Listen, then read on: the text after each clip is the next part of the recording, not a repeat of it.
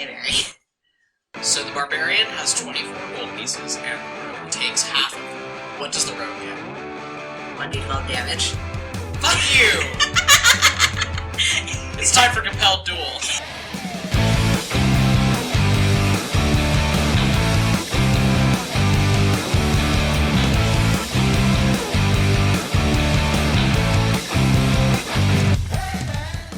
Hello, everybody, and welcome back to Compelled Duel. I'm Barry.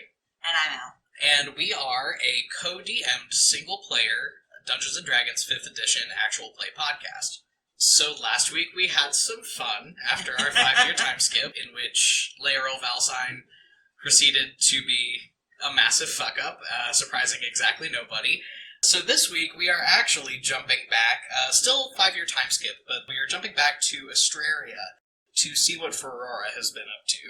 Oh boy. You know, I have more faith in her than I do in Leo, so... That's fair. But also, that's not saying a lot. So, let's get down to it, shall we? Woo!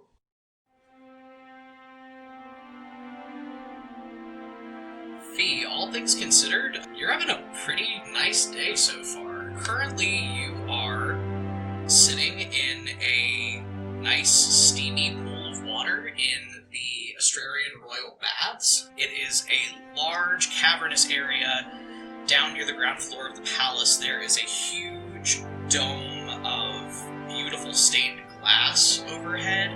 It is a lush environment. There's lots of plants down here, a paved stone walkway that goes down to several of the pools that are sitting kind of all in a row next to each other down at the bottom of this kind of sunken-in place at the bottom of the palace.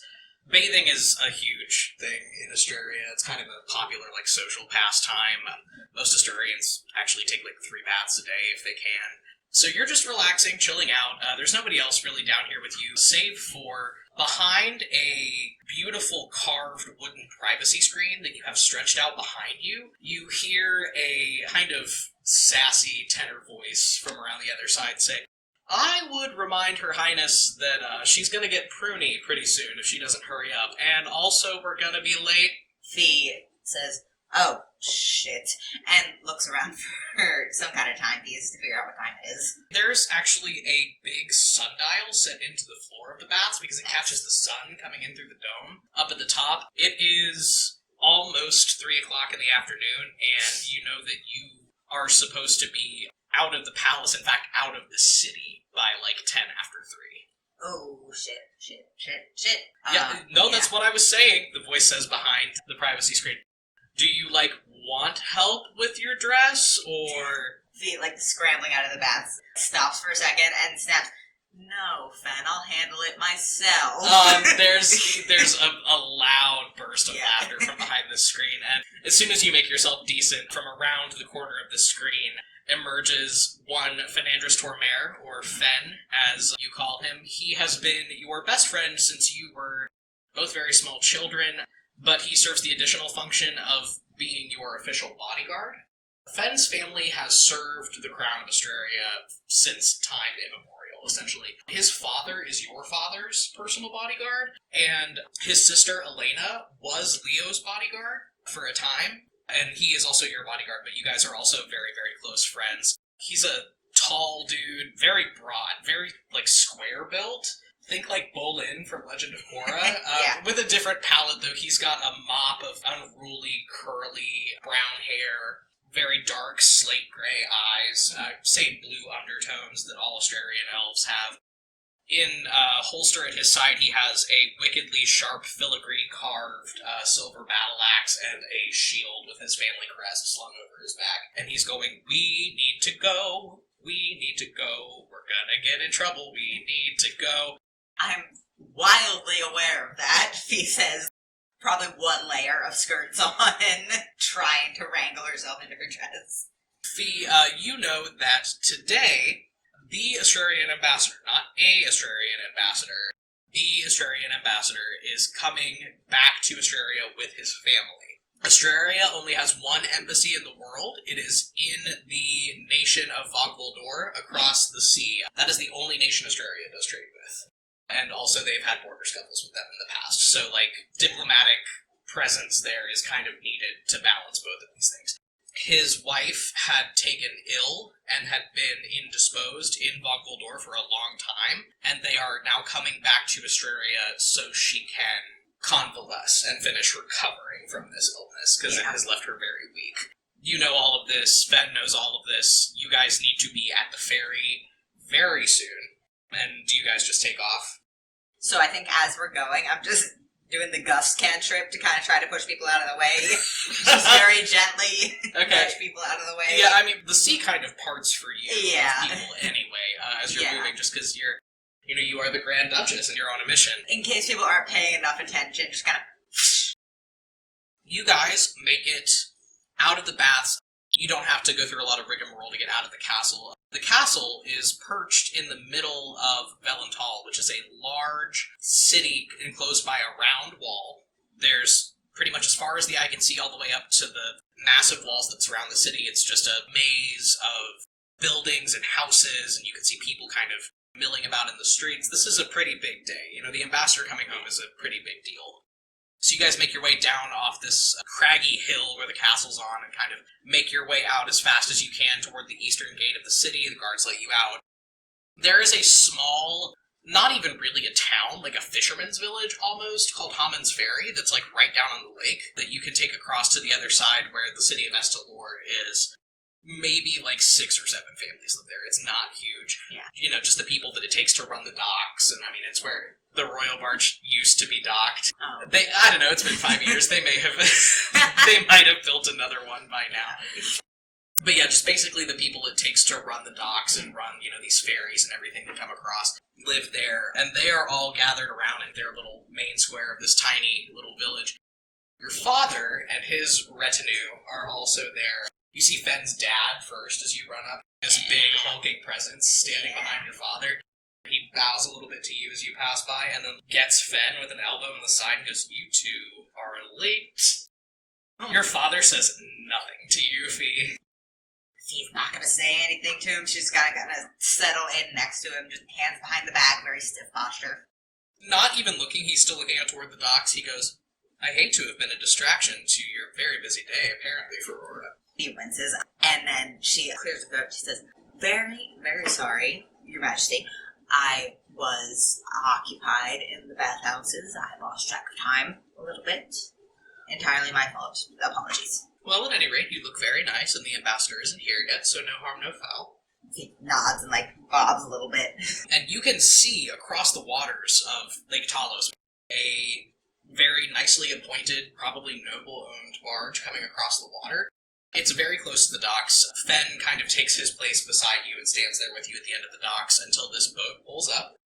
And from inside the boat comes a retinue of guards, servants, all of that stuff. They all come out and they're loaded down with boxes and stuff. And then behind them, a family of 3 Astrarian elves emerge.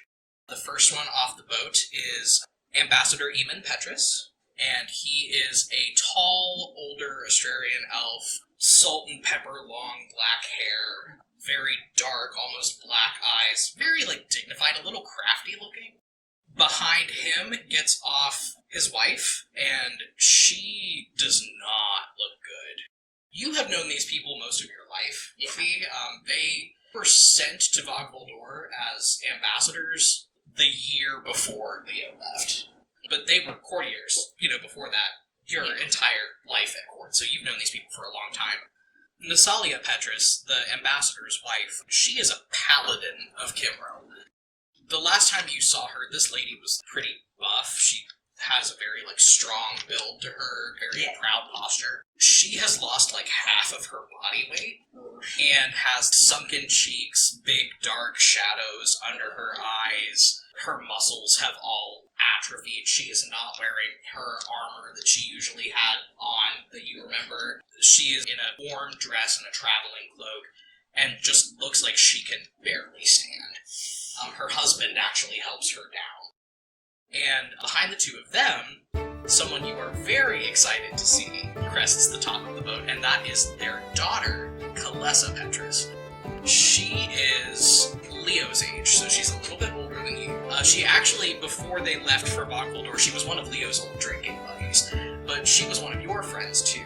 and she looks extremely different from the last time you saw her. When you saw her 6 years ago, she was fresh off of graduation from the Order of Iluna, which is the Wizard's Tower and kind of academic center of magic in Valental, so she is a trained wizard. And she was very put together, almost like fantasy sorority girl looking. She had long, straight, silver hair, very well put together. She has stopped straightening her hair. She has cut a lot of it off. It is like down to her jaw now, and it's very curly. And she has, either through magic or through some sort of material intervention, dyed this curly cloud of hair bright electric-ass blue. Also, she has an inhuman amount of earrings in both of her long, pointed elven ears, which is, like, normal enough for like, Astrarian culture and fashion and stuff. The facial piercings are not. She looks like she went headfirst into a tackle box. She's got, like, a nose piercing, 2 lip piercings, she's got an eyebrow piercing. She looks rad as hell. As she crests this boat, you hear, like, some mumbling through, like, some of the courtiers behind. Her father scowls, and Kalessa makes eye contact with you and grins. And she winks at you and hops down off the boat and comes running over, like, gives you a big hug. He tries very hard not to smile more than is dignified, but she is gonna hug Kalessa super tight. She gives you a really big hug, really big squeeze, leans up in your ear so nobody around you can hear, and goes, "Grand Duchess looks so good on you." And leans back and kind of turns over, and Fen next to you goes into a very deep bow and goes, "Lady Petrus, looking as gorgeous as ever," and she, without even hesitating, goes, "Not even in your dreams, Fen." And Fen goes, "Okay," and nods to himself. He's trying really hard not to laugh.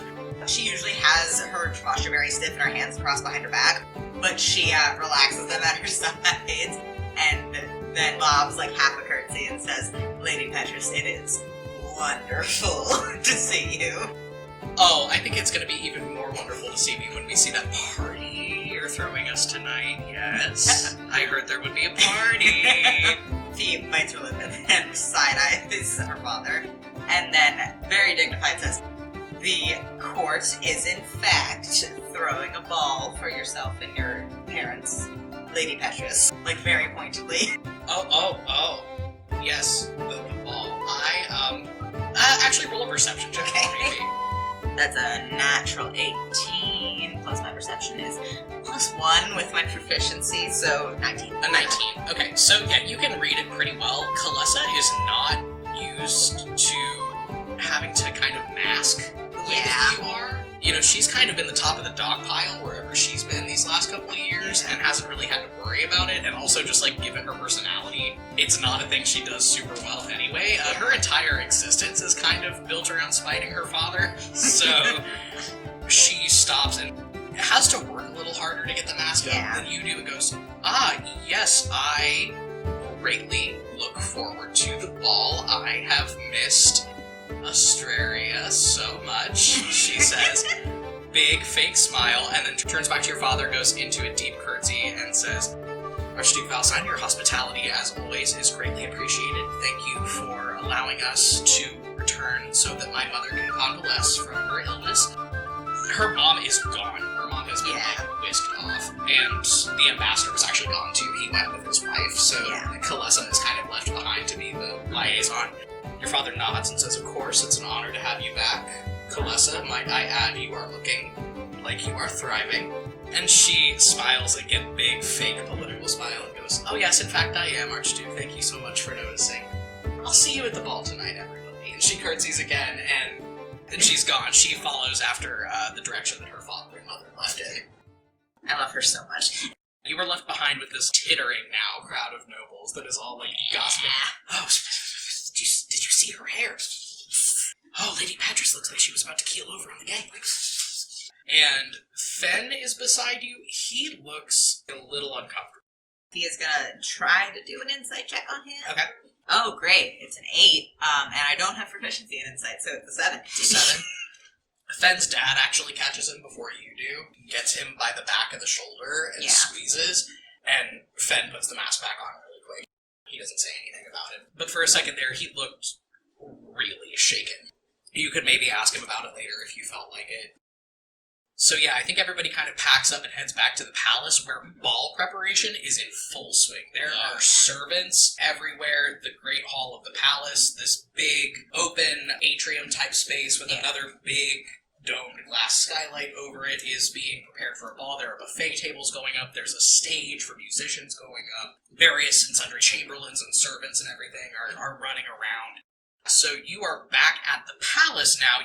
It's about, at this point, by the time you get back, it's probably about 4:30 in the afternoon. The ball doesn't start until about 6. What would you like to do, Fee? Sophie is going to bob a very deep curtsy to her father, as opposed to the very short, perfunctory ones she does for everybody else, and then say, with your leave, Father, I would attend to some last-minute personal preparations for tonight. Your father kind of purses his lips to himself and nods and goes, yes, that's perfectly fine. I have a meeting with the ambassador presently, and will probably be a little late to the ball myself. Make an appearance, Phirora, and don't make it a bad one, and I think we can consider your duty done for the evening. Very generous, Father, yes. And then Fee is going to, again, deep curtsy, and then just kind of grab Fen by an elbow in a way that's not super obvious. Okay. But just definitely grab him, and just kind of tow him off. He makes a little sound as you drag him off. You guys get out into one of the winding hallways outside of the Great Hall, and he goes, What? What's up? Was this because I flirted with Kalessa? Because, I'm a social climber. See, I've only got so much in the world for myself. I don't care about that. Obviously, I don't care about that. What is up with you? Obviously, neither does Kalessa, but... Well, I could have told you that before. Oh, it's up. Oh. Oh. Yes. Okay. What do you mean, what's up with me? I'm fine. Don't bullshit me. How long have we known each other? Deception versus insight, you get advantage on your insight. Okay, great. I will need it. Fen rolled a 6, so... I rolled a 10. It still beats him. You kind of think back to when you saw Fen look really shaken down in the docks. He started looking really bad when Kalessa's mom got off the boat. And you remember at that moment, it's not just Fen's background with sickness, it's Astraria's background with sickness. The notion or the news of hearing that anyone has gotten sick is a really big thing in Astraria. When Astrarians get sick, they get sick very hard. There's not a lot that can be done, and the mortality rate is very high. Fen and his dad are the only people left of their family. When you guys were relatively young children, think elf equivalent of 13, 14, Fen's entire family came down with a sickness, and he had his mom, his dad, and 2 sisters, and Fen and his dad are the only people left from that. So, seeing Kalessa's mom threw him for a real loop, and as you fix him with that glare, he just kind of squirms a little under it and goes, Look, it's nothing, it's just, Lady Petrus didn't look so good, and, should we really be letting them back into the country if she can still get people sick? Don't we have mandatory quarantine for things like that? Why do they get to bypass it?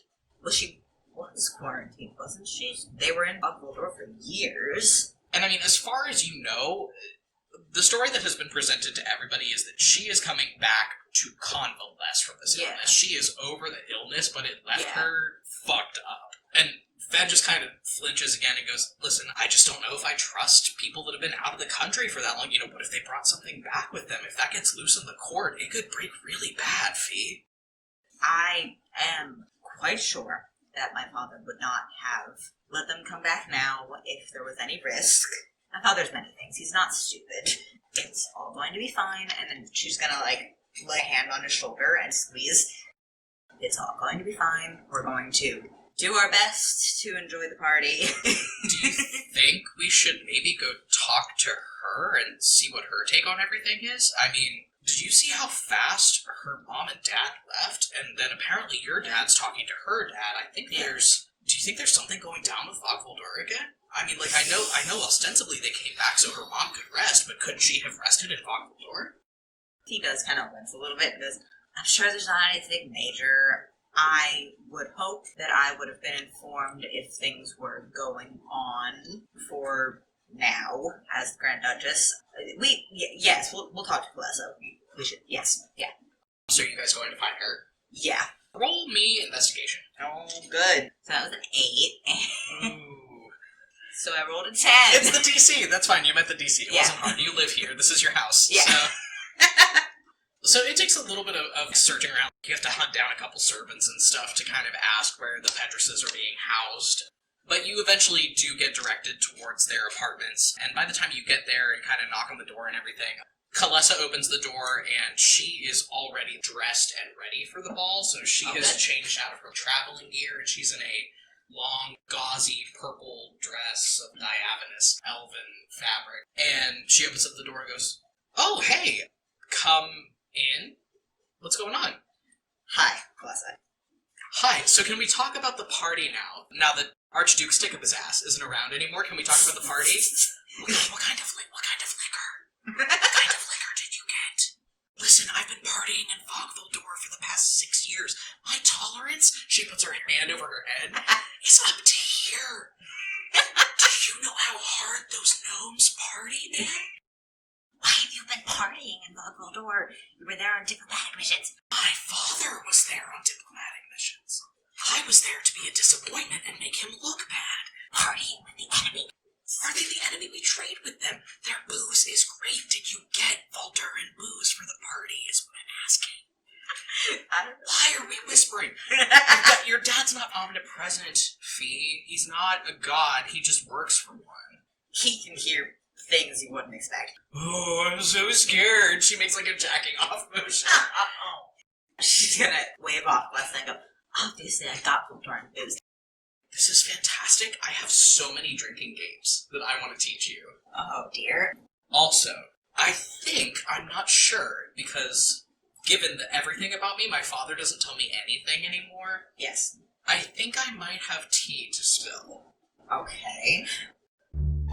Something's going on. It's not in Volgvoldur. I think it might be some Tordunian fuckery that's happening, because before we left, Dad got really concerned with some of the diplomatic delegations from Tordun that were up in, like the Merchants Hall in Fogvildor and stuff. Okay. He wouldn't tell me what's going on, because I asked him what was going on, but he was disappearing for meetings all the time. Coming home looking super concerned, like the constipated look that he gets, your dad gets the same. Yeah.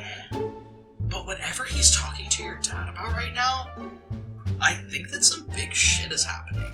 And I think we both might have been kept in the dark about it. She purses her lips and, frowns. I'm sure if it was relevant, I would have been informed. She says, Kalessa, I'm the Grand Duchess. Yeah, and knowing your dad... Okay, no, I'm gonna be nice. I'm a nice friend, she says. Doubtful, but alright. I can be nice. And Fen goes, What'd he say? Look, I don't know your dad's motivations, and I frankly don't want to. He seems super boring. But there's a chance that he might not be telling you something to, protect you or whatever, and we all know that that's bullshit. So, all I'm saying is that if you want some help to do some sneakery to find out what's going on, Kalessa hikes up the skirt of her dress all the way up to her thigh, and on a holster on both of her thighs, she has 2 daggers that are strapped to her legs, and she pulls them out and she twirls them between her fingers, and the daggers light up with magic, and she goes, I've applied my studies at the Wizard's Tower to a little more of a practical approach. And you are able to deduce from this that she has taken her academic talents and applied them to being an arcane trickster rogue. We're not going to be sneaking around, listening in on clandestine meetings, Kalessa, with the Archduke of Astraria. What's he gonna do, arrest you? You're the only heir to the throne left that's viable anymore, so I hear. Plus, we're not gonna get caught. I'm super good. He frowns and then turns to Fen and says, Tell me not to do this. Fen wholeheartedly goes, Don't do this. Alright. Kalessa goes, Look, if you don't want to spy on your dad, don't get what that's like, but whatever. If you don't, that's fine. But I came back here hoping at least to have some fun. If you won't let me spy on your father, it's just being a good hostess to go show me a good time. A good time I can show you. I'm just not comfortable with committing espionage. Is it espionage if it's against... It's not against anybody. You're not an enemy agent. I'm done. I won't twist your arm, she says, and she lowers her skirt back down and the knives disappear. You've gotten, way less fun since the last time I saw you. I wasn't the Grand Duchess the last time you saw me. Well, Leo used to be the Grand Duke, and he was fun. And we see how that turned out for him, don't we? Ugh, yeah, rough. Wonder if he's alive. Don't know. Not my problem either way, so... she says, and fixes you with a really long look. Okay, so, how about this? Since you're being a total stick in the mud and not letting me spy on your dad, how about... Who I will once again say is the ruler of the nation that we both have to live in, and also the head of the church, just, additionally. She, sticks her tongue out and makes, and goes, here's what we're gonna do. You're gonna go get ready for the ball. Fen, I assume you're ready. Your fashion sense is already, so... And Fen goes, aw, you two are gonna go get your glad rags on, and then we're gonna sneak out and go out on the town and pregame before the ball. That I am more than willing to do. Excellent. And Fee looks very much like she does need a drink right now. Okay, so you all, I think, with this agreement being made, go your separate ways. Fee, you go back to your room, you get ready. Fen, disappears down to his quarters. 15-20 minutes later, all of you reconvene back down in the Great Hall. You see Kalessa is there. She's still in her ball outfit, but she does have a dark traveling cloak on over her dress, and it's pulled up, over her blue hair, so you can't really see who she is from a distance. The people who are coming to the ball are starting to pour into the palace at this point. Fen has changed to the degree that Fen can change. He still has his armor on and his axe and his shield and everything, but he's put on, a nicer shirt underneath it and, maybe tried to comb his hair a little bit.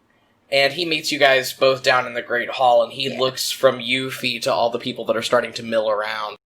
And he goes, okay, so we're doing this. Do you want me to go with you, or would you like me to stay here and run interference? Fee steepled her fingers and then says, I think it would be beneficial if you came with just in case. I think if there is trouble, it would behoove us to be in the same place, for many reasons.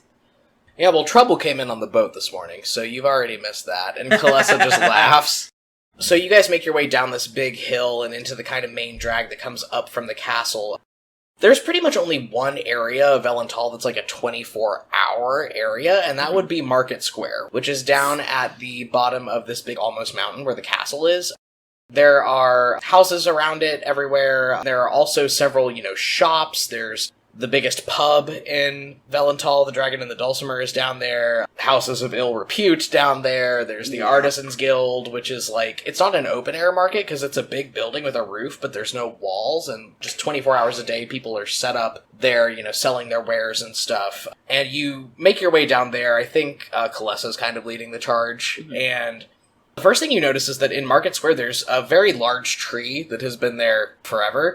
You can't see the tree as you walk in. It is under a large, colorful bolt of silk. And as you make your way into Market Square, you can hear music and clapping, and you hear a very sharp voice calling out kind of over the rabble in the square, announcing different circus acts. Oh, very good. And Kalessa perks up as soon as you guys walk into the square, and she goes, oh shit, the circus is in town? And there is an Astrarian elven gentleman perched on, essentially what's a soapbox, outside of this big tent that has been pitched over this great tree in the middle of the square, calling out, fearsome beasts from the farthest reaches of the northern forests, wonderful acrobats from the south, come, come, come. And Kalessa goes, oh, hell yeah, and just goes. Yeah, she, disappears into the crowd, and Fen goes, ah, and, reaches after her, but she's gone. She is absolutely following her. So you guys join a big crowd that is gathering around this soapbox where this kind of crafty, vulpine-looking gentleman is handing out playbills and advertisements for a show, and he sees the three of you draw close and smiles very big, very winningly, and goes, well, We're graced with a guest of honor tonight, Grand Duchess. To what do we owe the pleasure? She kind of bobs her head and says, I was just hoping to check out the acts you have on tonight. I've heard good things, and I wanted to see for myself. Well, the show won't be starting for some time yet, but we'd be happy to give you the VIP tour. Come. And that won't be. He's off the soapbox, and he gets Kalessa by the hand. She's ready to go. She's like, hell yeah. If he reluctantly follows. There is a split in the fabric that is pitched over this giant tree in the center of the square. And this carnival barker dude kind of reaches in and pulls a piece of the fabric to the side. And you are standing essentially in a big top. It is a 3-ring circus that is in this area of fabric draped over the tree. There is a circle of kind of risers around for people to sit, and then 3 small wooden stages for 3 different acts to be going all at the same time. There's nothing in here right now, and as soon as you walk in, Kalessa goes, oh man, I wanted to see an owl bear. He says, I'm sure once the show starts, and kind of waves Kalessa off, and is gonna try and investigate further into the tent. All of the tent is pretty much in plain view. Yeah. There doesn't seem to be any back room or anything, but you can go ahead and roll me investigation. 19, wow, okay, so you see quite a bit. You gaze around, and it very much looks like everything is staged for a show later on in the night. Yeah. But there aren't any crew members running around, which you kind of get a little ping should be weird. And next to you, you see Fen go a little bit rigid. But before you can question him about it, under one of the risers, right on the front row, you see a flash of gold.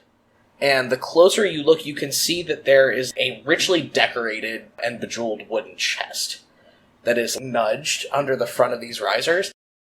This carnival barker goes, yes, I see you've seen the main attraction. Would you like a little sneak peek? He says, yes, absolutely. And she reaches one hand into the folds of her overskirts, where she has a sword strapped to her belt, just in case.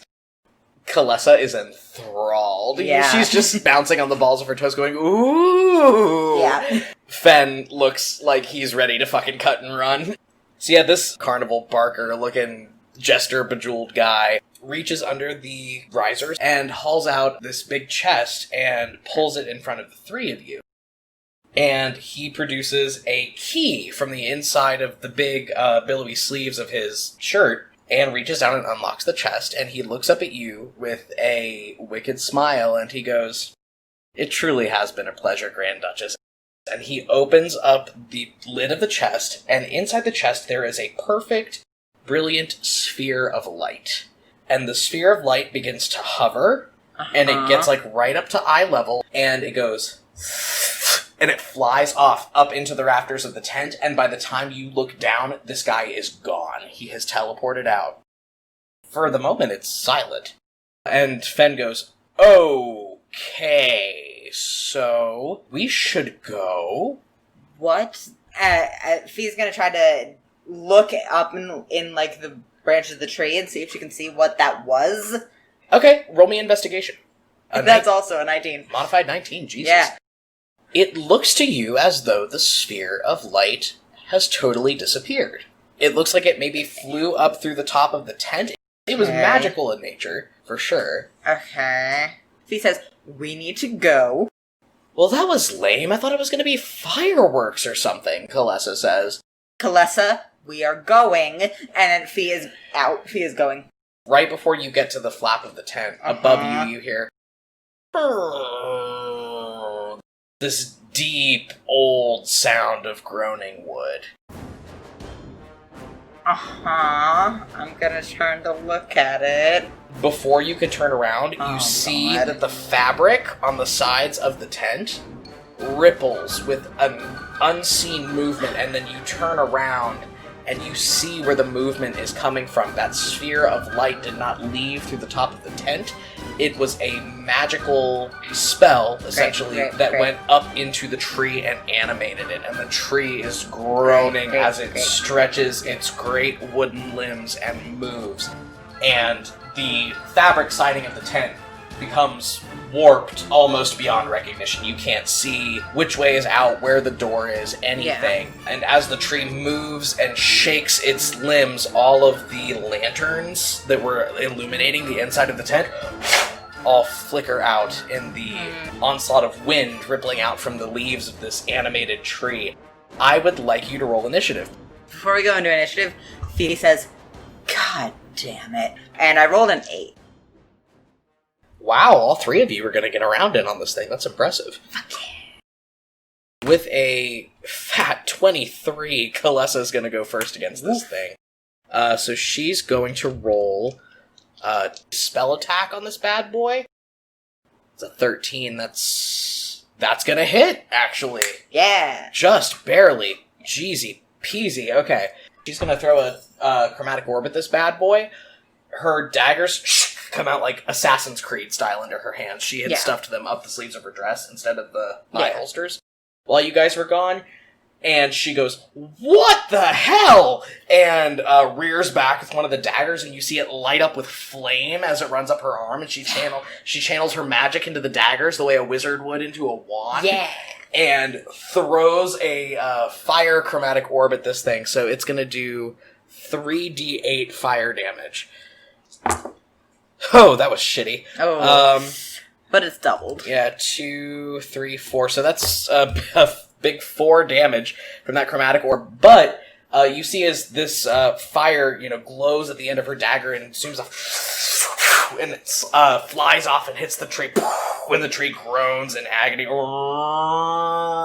the fire shoots up its trunk.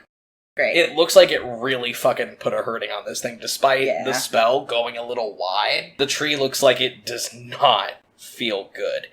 And then Fen is going to be up next. She takes a free action to say, "Good job!" What the hell? Kalessa yells, and she's already gearing up for another one.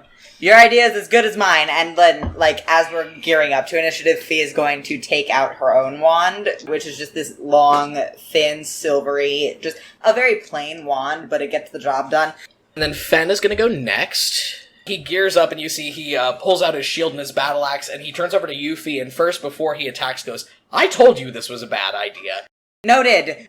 Then he looks at his axe, and he looks up at the tree, and he goes, "There's a lumberjack joke to be had in here somewhere, but I don't have the fucking time." And then he lunges at it. Yeah. Ooh, yeah, he's definitely going to hit it. He rolled a natural 15. Nice. Okay, so that's going to be 1d8 plus 3 damage. The dirtiest 20. Yeah, so that was another fat 5 damage. Oh. Yeah, he lunges forward, axe reared back, and just buries it into the trunk of this thing, and again, the tree just roars in agony. Roar! Fee's gonna yell, "You tried," and then rear back. I'm going to expend 2 sorcery points to do Quicken Spell on a True Strike cantrip. Remind me, Quicken Spell turns a 1 action spell into a 1 bonus action spell, correct? Yes. So as a bonus action, I cast True Strike, which gives me advantage on my first attack roll at the target, and then I'm going to cast a second level Guiding Bolt with that advantage. Whew! That'll do it, yeah. Natural 15 will do it. It's got a low AC. So that's 5d6 Christ. damage. Holy shit. So that's 18 plus 6 is 24. And actually, I'm going to use my last sorcery point, because fuck it, to do Enhanced Spell. Or Empowered Spell, sorry. Which means that I get to reroll up to 4 of my damage dice. Okay. So 18 plus 5 is 23, plus 2 is 25. You guys tear into this fucking thing Yeah. in the first round of combat. It looks already really beat up. I mean, there's fire still climbing up the trunk and up into the branches, and it's starting to catch on the shifting, swirling fabric of the tent, and the tent is starting to go up in flames. However, it is still up, and it does get 1 attack. So right now, the person on it has a 10-foot reach, and there's 2 people on it. It's gonna go for Fen. Oh, and it's definitely gonna hit him. Okay, so that's gonna be 20 damage for Fen outright. Yeah, this thing heaves back and then snaps itself forward with 2 joined massive wooden limbs and just pounds Fen into the ground like a fucking tent spike. And he goes, "Ugh!" as it hits him. Are you okay? No! Fair. And then we are back up at the top of the order with Kalessa. As a free action, I'm just gonna yell, fire spells! Any fire spells, guys. Kalessa goes, "Alright, this is the last one I got!" But she gears up and the fire kind of blooms at the end of one of her daggers again, and she leans back and it's almost like a whip kind of following the light from the top of her dagger back behind her, and then it snaps forward, wraps around the tree with another fire chromatic orb. She's gonna roll to hit. Oof. Let's see. So that's not gonna do it. That's a 10. Oh, fuck. The spell goes wide. Back, and then it hits the wall of the tent, and the wall of the tent, starts burning away. A hole starts burning into the fabric. Then we're back to Fen, who uses half of his movement to get back up, dig himself out of the ground. Aww. Just, oh god, oh! And then he also is going to roll to hit on this thing. He gets +5. He's gonna yell to him, "We'll get you to healer after we take out this fucking tree, apparently." Got it, he's got it. That's a natural 17. Man, Fen's not doing great today. That's only 6 damage. This tree, however, after Fen, sinks his axe into it a second time, looks fucked up. Fee, it's down to you. You have Kalessa and Fen up on the tree within striking range. So I'm going to use one spell slot to get back to my sorcery points. And then I'm going to use them right up again to cast Bless on Fen. Okay. So he gets an extra, that's a D4 to attack rolls. Yes. Oh, actually, Bless is up to 3 creatures, so I'm going to do it on all of us. Okay, cool. So everybody gets a D4. I don't want to spend my other second level spell slot, so I'm going to cast a Witch Bolt at first level. Yeah. Yep, you got it. 14 plus 6, yeah. Yep. So I'm going to do 1d12 damage. Hey, okay. That's a firm 12. Excellent. And that was my last first level spell slot. Yeah, Fee, you rear back. Thunder comes to your hand where you're gripping your wand, and you actually feel the wand start to vibrate in your hand, and you snap forward, and there is a massive boom of thunder and a crackle of lightning exits from your wand and splits this tree, almost all the way down the middle. Okay. It is still moving. The limbs are still, whipping around, but the wood just groans in utter agony, and this tree is not looking good. And that brings us to the tree. So, it's going to take a swing. You're not up on it, correct? No. Would you say that you're probably 10 feet away? Yeah. Okay, yeah, it can't hit you then. Yeah, he hasn't moved at all. Yeah, it's not going to move. It's just going to swing on Kalessa. Ooh. Oh, yeah, so it rolled a 15. It is going to hit Kalessa. She doesn't have a great armor class. Okay. So let me just roll that. Yeah, it only does 11 damage to Kalessa. Yeah, however, that 11 damage hurts Kalessa way more than the damage Fen took hurt him. Yeah. This tree, again, it's falling apart. It's not holding itself together well at all. It rears back, and it catches Kalessa in her middle with one gnarled limb, and it actually picks Kalessa up and flings her across the tent. Oh. And you hear her scream, kind of like Doppler effect, as she goes flying. Shit.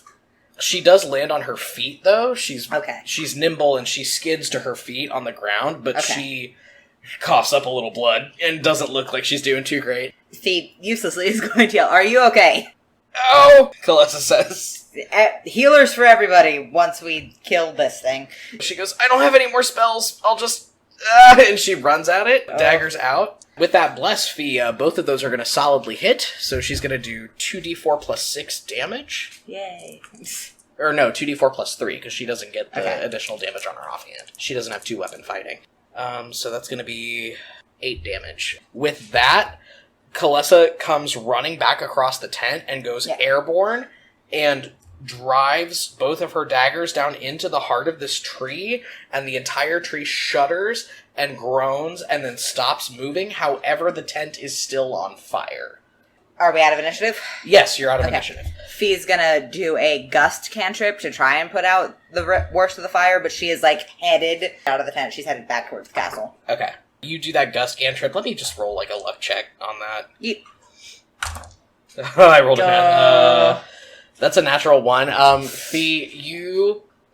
And the fire just and just shoots up towards the sky with a roar. You guys are Shit! You guys are able to get out, but this tree and the tent are on fire, and as the three of you, run out of this tent, Fen is, noticeably limping as he runs. This fire is, shooting up towards the night sky. Everybody in the square is screaming, running away. She is very soft-spoken naturally, but she's gonna, try and speak from her fucking chest and just yell, "Someone put that fire out by orders of the Grand Duchess." And then runs. Okay. Runs towards the castle. Okay. Yeah, as you three kind of escape from Do this... I have to do a charisma check? No. Okay. No, you hear somebody yelling, to the Wizard's Tower! Bring the fire brigade! As you run away. Yeah, and you guys fucking book it back for the castle, I guess.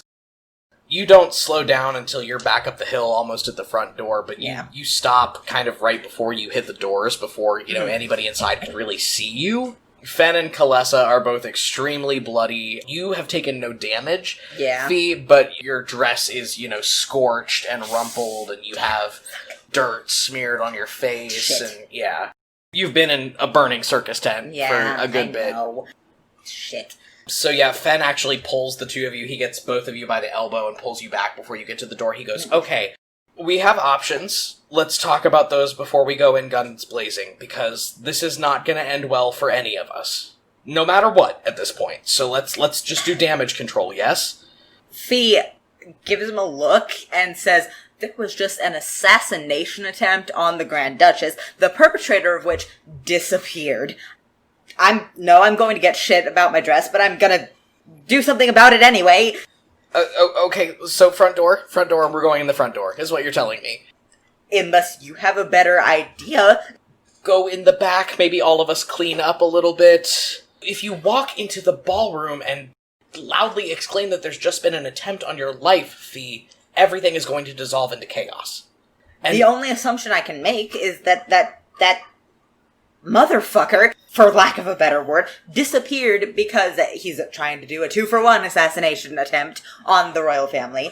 And what is my job if not this? No, you know what? I've got you. I'm your backup. Go. Do what you need to do. Thank you. Kalessa, can I just go get Kalessa cleaned up real quick? Kalessa's looking like she does not feel good. She's bleeding pretty heavily from, one side of her face. One of her earrings has gotten, ripped out of her ear, and she's bleeding from there. Yeah, she's not looking good. I would know, Alasha would be at the ball, right? Yes, Alasha would be at the ball. Okay. Yeah, she lives in the palace. There's no way she's not there. Yeah, I'm trying to think of who else I would trust to handle this. Go to the healer's hall, I suppose.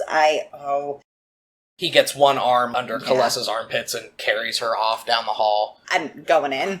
Messed up dress, soot and all, you emerge into the Great Hall of the Palace. The party is in full swing. Everybody who's anybody in Astraria is here tonight. Roll investigation with advantage. Okay. Another dirty 19. You don't need to find Alasha because Alasha finds you. Your magic tutor comes sweeping across the dance floor and gets you by the elbow, Fee, and tugs you out of the room and around a corner into a hallway. And looks at you and goes, "Are you okay?" Fee takes a second, takes a deep breath, straightens her posture. We snuck out to go down to Market Square. There's a circus in town, the ringleader of which tried to kill us with a tree, and then disappeared. Tried to kill you with a... I do not have the time to explain it. I can only assume he's about to make an attack on my father's life. Okay. Let's go. She whips around and goes to pull you back into the ballroom. Yeah. But as she does, she stops, turns around, she licks her thumb and wipes a smear of soot off your cheek, and then snaps her fingers and hits you with a prestidigitation that cleans off your dress. Great, awesome. And ushers you back into the ballroom, and just across the dance floor, the seat parts for the two of you. Alasha looks like she's on a damn mission. People tend to get out of her way, so she's kind of going as fast as she can with her cane in one hand, and you kind of clenched by the elbow in the other. Across the ballroom to where your father is stood in all of his finery talking to Ambassador Petrus. Alasha comes over and plunks her cane on the ground to kind of get their attention and goes, "Gentlemen, we need to have a discussion."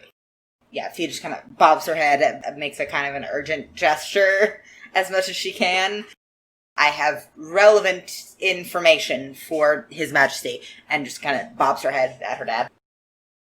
Is this sensitive information? Should we go somewhere else? Your father says. Your father never really looks shaken. I mean, he's got a pretty good poker face, but you notice kind of a twitch of the eyebrow. He's a little off-kilter. I believe that would be best if we could retire to somewhere with less people. My study, this way. Yeah, he ushers you and Elisha and the ambassador out of the room. Cool. And as he is ushering you out, you see a healed but still dirty Fen and Kalessa coming back up the hallway.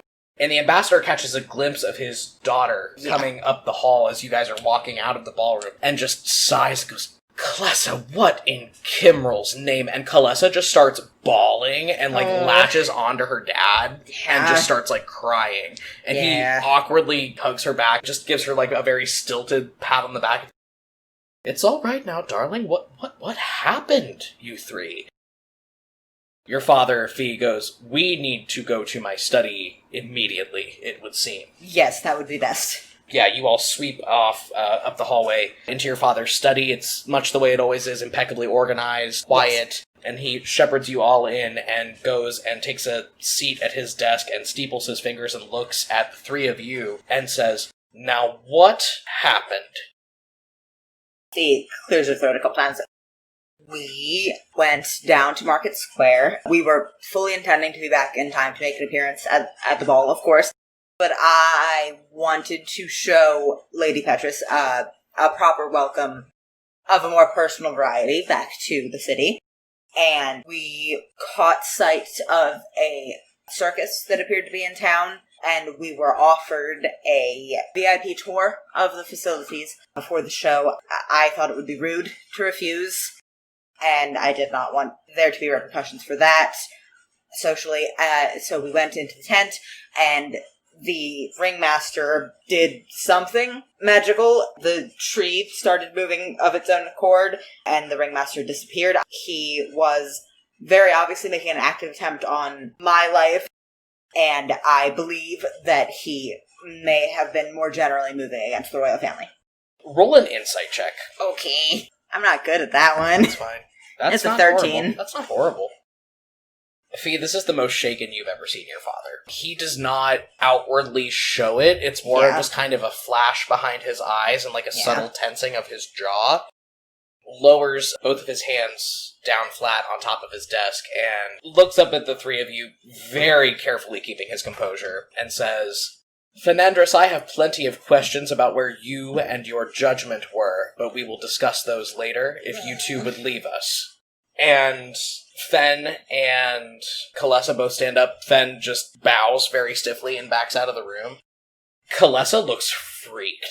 She looks like she's gotten in way over her head. She takes a sharp look over at her father, goes, Daddy, I'm so sorry, I didn't mean to. He goes, we'll discuss it later, Kalessa. I'm just glad you're all right. And she curtsies and also backs out of the room. As soon as the door shuts behind them, your father turns over to Yuffie and goes, first things first, were you hurt? No, father. Kalessa and Fenandris were both injured somewhat by the tree, but I kept out of the line of fire. As well you should have. Yes. I had hoped to spare you this conversation until after the festivities tonight to let you have one good night, but it seems that we will have to have this conversation now. As you may be able to guess, Ambassador Petrus did not return to Astraria simply for his wife to convalesce from her illness. Oh. Ambassador, if you will, and he waves at the ambassador, who is looking at the door where Kalessa just left, still looking really shaken up. Fee is, fist clenched super hard behind her back. The ambassador, again, still just looking very shaken at the spot where his daughter just walked out the door, folds himself down into one of the chairs on the opposite side of your father's desk and says, Grand Duchess, you may want to sit down. I would prefer to stand. Very well, he says. Yeah, and she, again, ramrod straight posture, hands firmly behind her back. We have received information at the consulate in Vogvaldor that your brother is alive in the sovereign principalities of Tordoon, making his way through the courts, and appears, by all of the information we have been able to get, to be gearing up for a military coup. One might reason that if we have already witnessed attempts on your life, that there is also an active seditionist movement in Astraria serving to further his cause. We must begin to plan accordingly. Yes, of course. Yes. Do we have more information than that? Size of forces, troop movements? Not as such. The relationship between the sovereign principalities of Tordoon and Vogvoldor is rocky at best, given the recent territory scuffles, so any information that we're getting has been passed through several sources. Its total reliability cannot be counted upon. However, we have been able to determine that he is raising an army, and he very clearly intends to come back. Right. Do we have any information on a seditionist movement? Anyone with confirmed ties? At that point, your father speaks up and goes, "Not at the moment that we can prove in any way that will be actionable. However, I think we can only agree that there are several people with means, motive, and opportunity." Yes, of course. Fee looks pretty shaken up. Again, hands behind the back, but she is, fighting very hard to keep her voice level. Do we have any plans laid out so far? Are there plans to move? We cannot move on your brother while he is under the protection of the principalities. That would provoke all-out war. We could negotiate to have him extradited? We could try, but working on an unprecedented political relationship when he's already been networking for 5 years, supposedly. Yes, of course. Right, what can I do? You can stay safe and not go on any more unplanned outings. What can we do in the immediate future about this agent that I don't know where he went, he set the tree on us and ran, I don't know. I'll have every guard in the city on the lookout. Right now, we need to start focusing on the larger plan of how we are going to approach this issue. Yes, of course. Whatever Laeril is doing, I am sure that it is not smart, prudent, or effective, which already gives us the one-up. Yes, Father. In the meantime, however, we need to strengthen and further legitimize your position as Grand Duchess. We are going to have to run a bit of a populist movement, if you understand my meaning. I understand that may sound frightening, given the events that you recently experienced. However, I'm sure you can only imagine how it would look if all of this news were to break to the public and you were to suddenly disappear from the public eye. No, of course, we cannot give an impression of weakness within the royal family. I understand, Father. Absolutely. I have somewhat of a good reputation, I believe, amongst noble circles. I have somewhat of a network in the south. Given in my time with Lasha before I came here, I would assume I would be sent north first to see what connections I can make there. We will cross that bridge when we come to it. Okay. For tonight, do your best to recover from this unfortunate situation and rest. Yes, of course. Thank you. In an astonishing display of affection, an unprecedented display of affection, one might argue, your father actually gets up, rounds the corner of his desk, and leans in and kisses you on the forehead and says, "I'm so glad you're all right." Thank you, Father. Yes, I'm going to go to my chambers now, if that's all. He says, "You have my leave," and nods to the door. He and the ambassador are already starting to talk more as you leave. You get ambushed in the hall by Fen and Kalessa. Kalessa is still a little, red-eyed and looks like she's been freaking the fuck out. Fen is just kind of shell-shocked. Yeah, Fee is still very straight posture, hands behind the back, nods at both of them. The situation is resolved. We should all go to bed, I think. Was there something that happened? Kalessa says. She looks very rattled. All of her cocky attitude out the window. Fee, I'm so sorry. I didn't mean to drag you into this. It's all right. It's not your fault. We can talk in, oh, damn it. Fee swallows and says, your family's sweet. We can talk there right now. Let's go. To get up the stairwell to where Kalessa's family is staying, you're going to have to go back across the dance floor. Oh, God. I mean, but you can go. It's not, if you keep walking, nobody has any right to compel you to stay and talk to them. Yeah. Yeah, can I roll a performance check to just seem like nothing is wrong? Yeah, sure. Cool. Hey! Nat 20 plus 4 for performance, so 24. You glide across this dance floor. You look completely unbothered, regal, cold as ice. Absolutely beautiful. I have to roll a very quick check for Kalessa. Give me 2 seconds. Okay. Hey, that's a nat 20 for Kalessa, too. So, you guys are walking across the dance floor. Kalessa's still looking a little bit rattled, but she grabs a drink off a passing tray as you guys are walking across the dance floor and slams it, and then reaches up and grabs another drink off another tray, and is halfway through that when from off to the side of you guys, you hear a mellow baritone voice go, Kimrel's bones, they let anybody in here these days. And Kalessa perks up and turns around, and she shrieks in happiness, and she goes, Soren! And just, runs across. Fee winces. She runs across the dance floor, into the waiting arms of Soren Shakrana, Leo's ex-fiancé, who does not acknowledge or look at you, but loops Kalessa up under her underarms and hugs her super tight and swings her around. They were in the same graduating class at the Order of Iluna, and were very good friends before Kalessa moved away. And Kalessa immediately starts chattering, being upset, completely forgotten. She just starts, running off at the mouth, and, oh my god, how are you today? And finally, he looks up at you. He has aged a little prematurely in the past 5 years. He is the elven equivalent of being in his, mid to late 20s, but he has started to get a little bit of gray coming in at the temples of his hair. He has dark shadows under his bespectacled eyes, and he looks up at you. Fee, roll an insight check. Great. So, 14.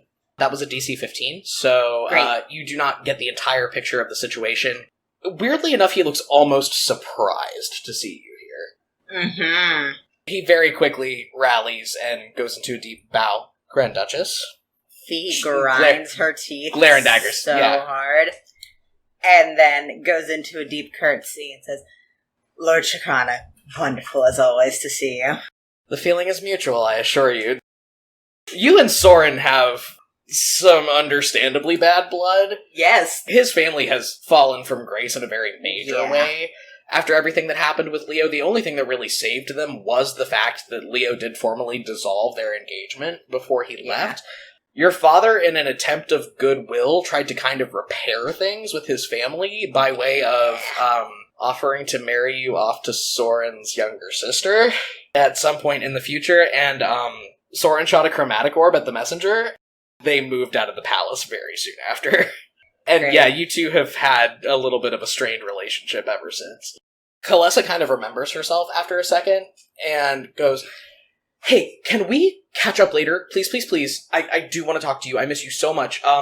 There's a thing that's happening that I need to go handle. And Soren goes, a Valduran thing? And she goes, a thing. And grabs Yuffie and goes, I'm so sorry! And drags you off across the dance floor. I'm hurrying. You guys make it to the Petrus family accommodations in the palace, and as you guys come in, Kalessa's mother is on a chaise lounge in kind of this, open living room, just wrapped up in blankets, and she has a mug of tea with her. She looks up very frail and says, Oh, did you have fun at the party, darling? You're back awfully early. And Fen flattens himself against the front wall of the apartment. She takes a very deep breath and just puts her head in her hands. Did something happen? Lady Petrus asks. Nothing that need concern you in an immediate sense. Lady Petrus, we are so sorry to trouble you. We can go somewhere else to discuss it. We can... And she's just kind of looking around. Well, the bedrooms are all open, darling. I hope that you trust me, but I understand if you need to have a private conversation. You could go to Kalessa's room. I can't hear anything, I promise. Yes, that would be... It is not a matter of trust, Lady Tetris. It is just sensitive information that I am sure that your husband will share with you in the near future. Kalessa, Fen, and then she gestures and just goes to Kalessa's room. Fen, sticks to the wall. Yeah. He kind of shuffles around the outside of the room. You hear her cough this really deep, rattling, nasty-sounding cough as you guys work your way back the hallway. You emerge into Kalessa's room. It's a well-appointed guest suite. Her trunk is on the floor, open, a bunch of her clothes and stuff spilling out. She just, collapses onto her bed and puts her head in her hands. Fee takes a very deep breath, still with that, very straight posture, and says, Kalessa. Yeah, what? Do you have something you don't care if I smash? I mean, it's not my room, technically. Very fair. Fee looks for, a small mirror or something. There's a vanity in the corner that does have a spread of hairbrushes and combs and, a small hand mirror. She takes a very deep breath, grabs one of the hairbrushes off of the vanity, and chucks it at a wall. The hairbrush explodes into more bristles and slivers of silver. Fen's eyes go really big. He hasn't really said much this whole time. She's gonna sit down on the bed, grab a pillow, and just scream into it for a couple seconds. Kalessa's a little more put together than she was. Seeing Soren kind of helped her rally a little bit. So she's actually kind of the first one that bounces back and goes, okay, so, I understand if you can't tell us what happened either, but do you have any way to explain what the fuck happened to us tonight? Because I'm wigging the hell out. Yes, give me one moment. If he just squeezes the pillow really super tight and then takes a very deep breath, straightens her posture and says, it appears that my brother, instead of accepting how things need to be, and instead of accepting consequences for his actions for once in his life, has been stoking the fires of a rebellion here and abroad, and is attempting a military coup because he just can't handle having one of his toys taken away. Ooh! Ugh. Fen actually kind of comes to your defense way faster and goes, that fucking asshole. Quite. Yes. Kalessa, however, you see, frowns really deeply, her forehead creases, and she goes, look, I mean, apparently I don't have anything close to the whole picture on this, but let's take a breath for a second and think that doesn't sound like Leo. Doesn't it? I think this entire incident sounds like just the sort of thing that Leo would cook up because he's throwing a temper tantrum. I mean, petty bullshit aside, Fee, Leo couldn't run a coup on a grocery store. He's plenty ambitious. That's not the problem. The problem is that he's an idiot. Yes, you're right about that. Where did you hear this? Who told you? My father, your father... My father knew this? It appears so. It appears you were right, as usual, about his secret meetings and... Yes, your father knew about this. She just kind of whispers under her breath, I can't believe he wouldn't tell me. And he just puts her head in her hands. Well, what are we gonna do? I mean, somebody tried to kill you. Yes, I'm wildly aware. Kalessa, father is sending every guard in the city after the man that did this. I am going to go on some propaganda tour of the countryside because apparently the people don't find me likable enough to not try to kill me because of an insolent brat that hasn't been here for 5 years. Holy shit. Okay, well, I mean, I guess I don't know what to do. I don't know what to do, Kalessa says, and, looks really freaked out by the fact that she doesn't know what to do, and Fen actually puts a hand up. Okay, I know what to do, because it's my job to know what to do. And what we are going to do is the first thing you're supposed to do in these situations, which is remain calm. Everybody take a breath in. Everybody take a breath out. Okay, Kalessa. And then she looks up, still looking really rattled, and Fen goes, you don't need to know what to do. You are in this by sheer dumb, shitty luck, okay? We can only reason that no one's after you, right? So, for once in your life, just stay the fuck out of things, and you should be fine, yes? And Kalessa kind of laughs to herself, but looks a little wigged still. And he turns over to Yuffie and goes, and you, no more field trips, can we agree, yes? Yes, Yes, I've been thoroughly informed that that's the state of affairs by my father already, Fen. Number 2, as long as I am breathing, nothing is going to happen to you. So you need to just mellow out and tell yourself that if things get bad, okay? I am very aware of that, Fen. I am not worried. I am fucking pissed. He couldn't just stay gone, could he? No, of course he couldn't. Should have known better. It's just like Leo to ruin things when he is hundreds of miles away. Par for the course, I guess. We should all try to get some rest. Kalessa, are you good on your own? And she, very silently, lips pressed together, just nods. And he goes, Fee, I'm going to walk you back to your room, okay? Yes, thank you. And Fee has gone back into, Grand Duchess mode by the time they leave Kalessa's room. Stiff posture, very put together, hands firmly clenched in her overskirts. Fee, your door to your room is open when you get back. Fen's hand goes down to his axe, and he kind of takes point into the room. And you see that your double doors out to your balcony are also open. Your father is standing out there. Fee had taken her wand out as she stepped through the door and just very calmly puts it back. If possible, straightens her posture more, just very stiff. Father, good evening. Yes, Fen, can you leave us? You're okay? I am fine. He ducks a bow to you and makes a deeper bow to your father and kind of backs out of the room. Your father is kind of leaning on the railing of the balcony with his forearms, just watching the lake in the distance, and kind of nods next to him for you to come stand there. I go over. You know, Phirora, I've been thinking. Back to 5 years ago. There was an investigation launched after your brother left, of course, and the findings were too inconclusive to do anything with, much less track him down and prevent all of this. But the one thing I do remember from that report is that Laeral's exit from the city was heralded by evidence of magic. And I've just been thinking to myself, well, perhaps we've had a seditionist movement on our hands this entire time. We know he wasn't able to get himself out. It seems likely that he had assistance on account. Both know they wouldn't have been prepared enough to orchestrate a successful escape. Well, whoever the person who helped him escape is, I hope that they are aware of the consequences of their actions. If this... Phirora, if this goes forward, thousands of Astrarians will die.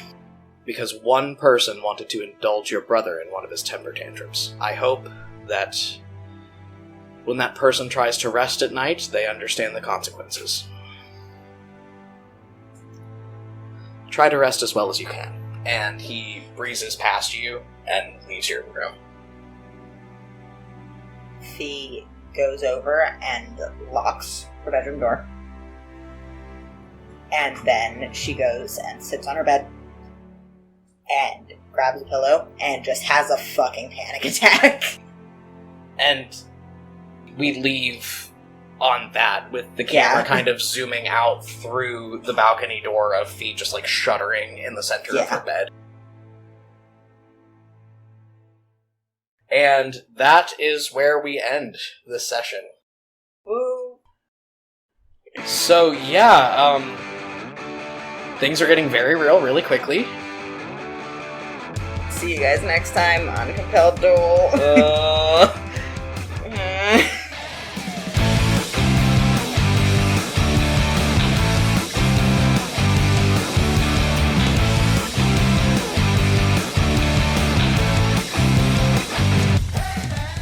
Hey everybody, Barry here, just dropping by to do some housekeeping stuff here at the end of the episode. I know we've been plugging our social media for the past couple episodes. We are on Twitter, Tumblr, and TikTok at Compelled Duel. We are also on TikTok at Compelled Duel Audios. We have an official Discord that you can join that's linked on our Twitter or our Tumblr. So we hope to see all of you around the social media channels. We do track the hashtags Compelled Duel Pod and Compelled Duel. But right now, the most important thing, if you're enjoying the podcast, that you all can do to help us out is tell 3 friends about it. We're not doing any type of paid advertising or anything to get ourselves out there. So word of mouth is really all we have right now. So if you're enjoying the podcast, if you could just tell 3 friends about it, and if they enjoy it, tell them to tell 3 friends. Additionally, if you'd like to help us out, we are on Apple Podcasts. If you could drop us a rating and a review on there, that will help us get promoted and grow our audience as well. We are also on Patreon. If you head over to patreon.com/compelledduel, you can find a lot of cool perks that you can get starting at just $2 a month. Thank you this week to our VIP patrons, Peculiar Wizard, The Heart Road, Lizette, and Nisha. Next episode is going to be dropping on Christmas Day, so December 25th, and before then, at some point in maybe the week leading up to that, we will have a patron-exclusive bonus episode coming out, featuring my wife, Chelsea, guest starring as Kalessa Petrus. So I don't think you guys are going to want to miss that, so head over to the Patreon and see if you can get yourself some access to that. Alright, take care everybody, see you in 2 weeks.